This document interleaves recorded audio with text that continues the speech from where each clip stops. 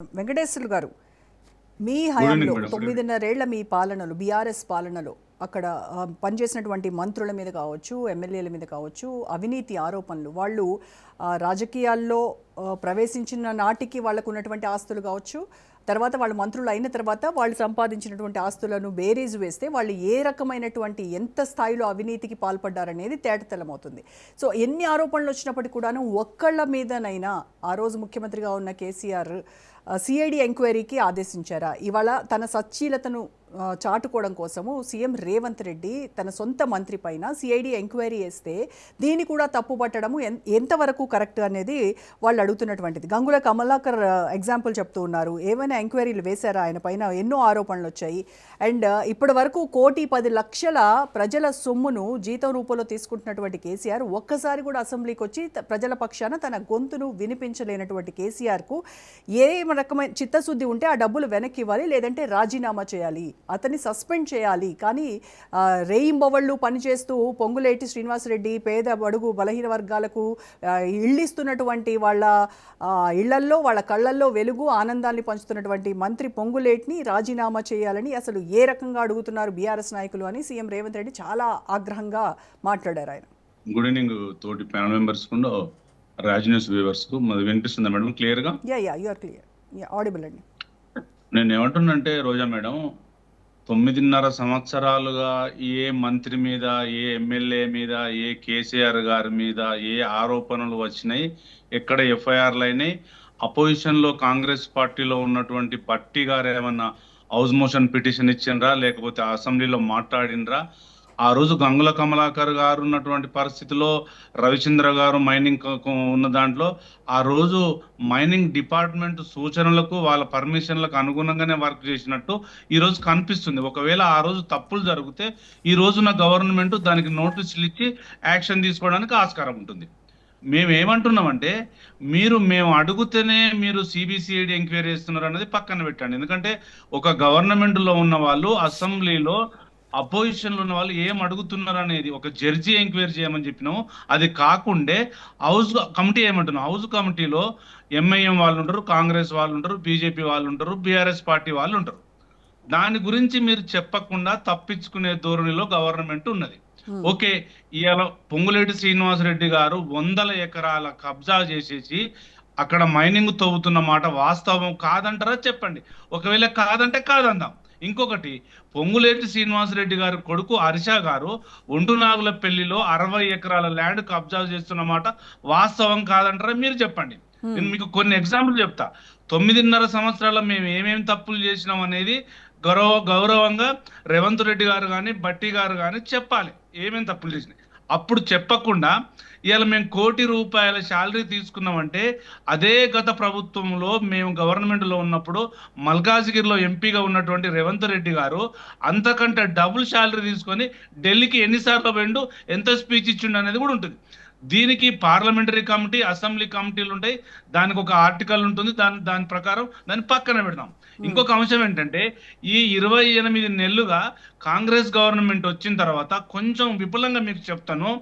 ఇవాళ civil supply scam, Amrit టెండర్ల scam, KLSR scam, సైని కుంభకోణం book scam, Singareni OB scam, solar power scam, NTPC scam, HC భూముల scam, Lagacharla land scam, 1,00,00,000 ఎకరాల భూమి నిషేధిత స్కాము, ఇవాళ ఎక్సైజ్ మైలో brewery scam, TDR scam, REDCO scam, young India skill school scam, 4th city scam, LTC scam.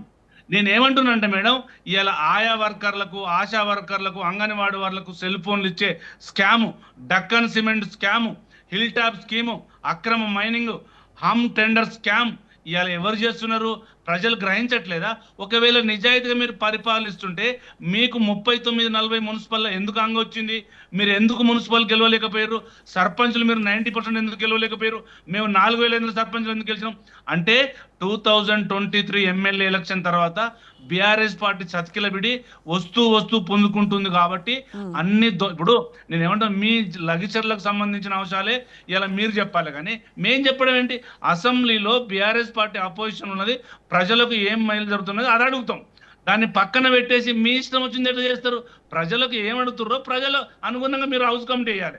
House కమిటీలో మేము BRS పార్టీని పెట్టమంటున్నామా, 4 పార్టీలకు సంబంధించిన వ్యక్తులను పెట్టమంటున్నాం. మీ ఇష్టానుసారంగా మీరు సిబిఐ ఎంక్వైరీ అంటారు. మేమేమంటున్నాం, సరే మీరు హౌస్ కమిటీ వేయరు, కనీసం సిర్చింగ్ జడ్జితో దర్యాప్తు చేయమన్నాం, అది చేయమని చెప్తారు. నేను ఏమంటున్నానంటే, ఇలా రాఘవ కన్స్ట్రక్షన్ రాజేంద్ర నగర్లో 200 ఎకరాలలో అతి లోతుగా అండర్ గ్రౌండ్ లో విత్ఇన్ ఔటర్ రింగ్ రోడ్ లోపల మైనింగ్ చేయొచ్చా? ఆ రూల్స్ ఉన్నాయా? మీరు ఏమంటున్నారు ఇప్పుడు టీవీలకు వచ్చి?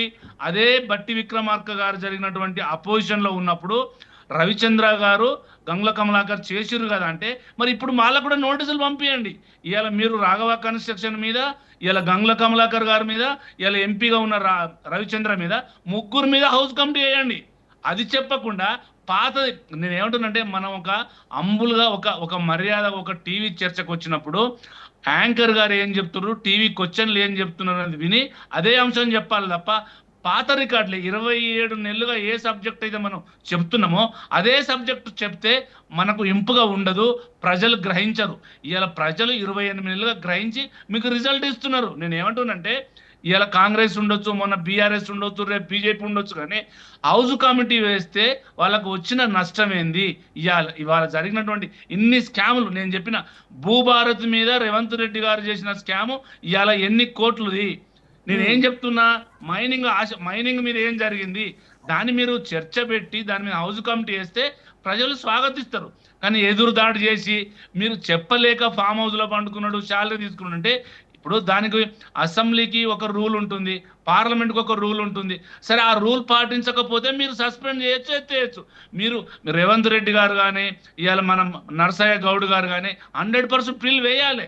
ఫిల్ వేస్తే చట్ట ప్రకారం అది జరిగిందా జరగలేదా, అటెండెన్స్ ఉందా లేదని చూసుకుంటారు. మీరు టీవీలకు వచ్చి ఫిల్ వేస్తారా, రేవంత్ రెడ్డి గారు తమ్ముళ్ళు ఫిల్ వేస్తారా, అది కోర్టు అంశం. నేను ఏమంటున్నంటే, రోజా గారు అడిగిన సమాధానానికి మీరు దాటవేసిర్రు. ఏమని దాటవేసిర్రు? ఇవాళ రాఘవ కన్స్ట్రక్షన్ అక్కడ జరుగుతున్న కన్స్ట్రక్షన్ లో టెండర్లు లేకుండా, ఎక్కడ కూడా L1 లేకుండా కన్స్ట్రక్షన్ లో మైనింగ్ జరిగిందా జరగలేదా అనేది అడిగిండ్రు. మీరేం చెప్పిర్రు? కేసీఆర్ గారి గురించి చెప్పిర్రు, మొత్తం వాళ్ళ కుటుంబం గురించి చెప్పిర్రు. ఇదే కదా మీరు చెప్పేది. గత చరిత్ర అంతా ఇదే. 27 నెలలుగా రేవంత్ రెడ్డి గారు, మిట్ట నరసయ్య గౌడ్ గారు, మీ మంత్రులు, మీ ఎమ్మెల్యేలు చెప్పే అదే పాత రికార్డు చెప్తున్నారు. నేనేమంటున్నంటే, ఆ రికార్డు మానేయండి. మేము ఓడిపోయినాం. గెలిచినప్పుడు మీ మేనిఫెస్టో కమిటీ ఏం చెప్పిందో ఆ కమిటీ కళ్ళకు చూసి, భూతద్దం పెట్టుకొని చూసి, ఇప్పుడు నేను ఏమంటున్నా, Kamareddy declaration, Warangal declaration, Chevella declaration, Hyderabad minority declaration, మీ 6 గ్యారంటీలు, 420 స్కీములు చేయమని చెప్తుంటే, మేము మూసి డెవలప్ చేస్తామంటే మీకు ఓట్లు వేయలే కదా, మూసి అంశం లేదు కదా. ఎందుకు పక్కదారి పట్టిస్తున్నారు ప్రజలను, ప్రతిపక్షాలను? ఎందుకంటే మీకు అవగాహన లేదు, పరిపాలన సౌలభ్యం లేదు, మీకు అంత వర్త్ లేదు. అడ్మినిస్ట్రేషన్ చేసేవాళ్ళు 200 సార్లు ఢిల్లీకి పోయి అక్కడ మూటలప్ప చెప్పడం పోతుండా? ఇవాళ మీకు నిజాయితీ ఉంటే మీరు ఏం చెప్పారు? వెంకటేశ్వర్లు గారు, మీరంటే ప్రతిపక్ష నాయకులు, ప్రతిపక్షంలో ఉన్నటువంటి నాయకులు కాబట్టి మీరు విమర్శిస్తున్నారు అని అనుకోవచ్చు. కానీ సొంత పార్టీ ఎమ్మెల్సీనే మండలిలో వాళ్ళని ప్రశ్నించింది. విజయశాంతి ఇవాళ మాట్లాడుతూ ఏం మాట్లాడారు? మనం ఇచ్చినటువంటి రోజా మేడం, ఒక విజయశాంతి గారే కాదు, ఇవాళ రాజగోపాల్ రెడ్డి గారు ఏం మాట్లాడుతున్నాను ఇవాళ రికార్డు చూడండి. ఇవాళ అసెంబ్లీలో మాట్లాడిన రికార్డ్స్ తీయండి. ఓన్లీ కొడంగల్కు సంబంధించినవి, మదిరకు సంబంధించినవి, ఇవాళ ఎవరి మినిస్టర్ల కాన్స్టిట్యున్సీలో జరిగిన వర్కులకే బిల్లులు వస్తున్నాయి, మిగతా అడ్మినిస్ట్రేషన్ బిల్స్ రావడం లేదు.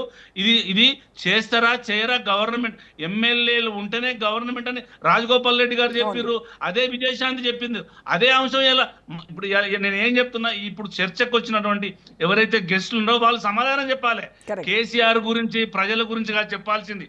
ఏదైతే అంశం రాజును చెప్తుందో ఆ అంశాన్ని పరిగణలో తీసుకొని దానికి సమాధానం చెప్పాలి.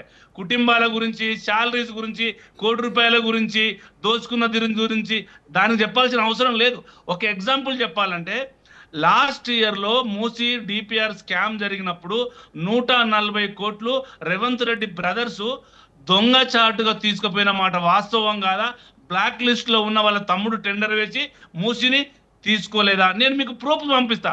ప్రూఫ్స్ ఉంటేనే నేను మీకు చెప్తా. నేను ప్రూఫ్స్ లేకుండా చెప్పా. ఇప్పటిదాకా నేను చెప్పిన అంశాలు మొత్తం విత్ ప్రూఫ్స్తో సహానే మీకు పంపిస్తా. రైట్. కానీ ఎప్పుడైతే గవర్నమెంట్లో మనం ఉంటామో మీ ఇష్టానుసారంగా జరగడానికి లేదు. ప్రజల అభిష్టం రైట్. మేరకు జరగాలి. మేము Yes, ఏమంటున్నాం, right. హౌస్ కమిటీ ఏమంటే గవర్నమెంట్ ఎందుకు అంత తప్పించుకొని పోతుంది, ఎందుకు ఇంకా 4 రోజులు చర్చ పెట్టలేదు, మీరు అసెంబ్లీలు ఎందుకు క్లోజ్ చేసారు అంటే రేవంత్ రెడ్డి గారికి దమ్ము లేదు, వీళ్ళ మినిస్టర్లకు దమ్ము లేదు. ఆల్రెడీ ప్రజాపాలన అంతా పెడమగైపోయింది. ఏమంటే నేను ఏమంటున్నానంటే, మీ మున్సిపల్ ఎలక్షన్లో మీరు రిజల్ట్ చూసినాం, సర్పంచ్ ఎలక్షన్లో మీరు రిజల్ట్ చూసినాం. ఇప్పుడు కేంద్రంకి వెళ్ళి రావాల్సిన 15th కాయినాల్సిన డబ్బులు ఎంపీటీసీ జెడ్పీటీసీలకు రావాలి. ఆ ఎలక్షన్ పెట్టడం లేదు. అది 1 year అయిపోయింది. మీరు ఎలక్షన్ల కోసమే మీరు ఇప్పటికి 2 రైతు బంధులు ఎగ్గొట్టేసిండ్రు. మీరు క్లారిటీగా చెప్పాల్సిన అంశాలు చెప్పకుండా ఏదో చెప్తే ప్రజలు గ్రహిస్తారు.